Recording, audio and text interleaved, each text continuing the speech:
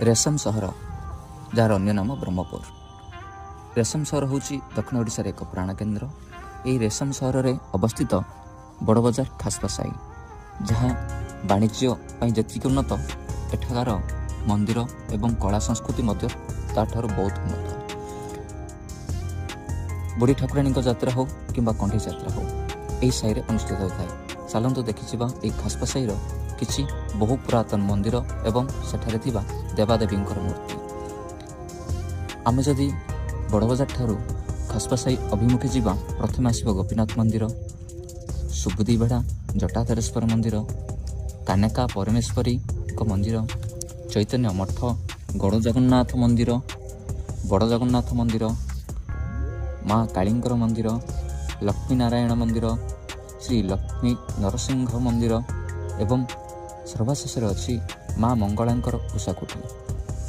यही ब्रह्मपुर रे थिबा यह एक सरल रेखार अवस्थित सबकिछि मंदिर, जहाँ बहुत गोटे सुंदर धर्मीय भावना सहित जड़ित एवं अनेक गुड़े मंदिर अच्छी, जहाँ को आमे आपन को परवर्ती समय जनाइबु।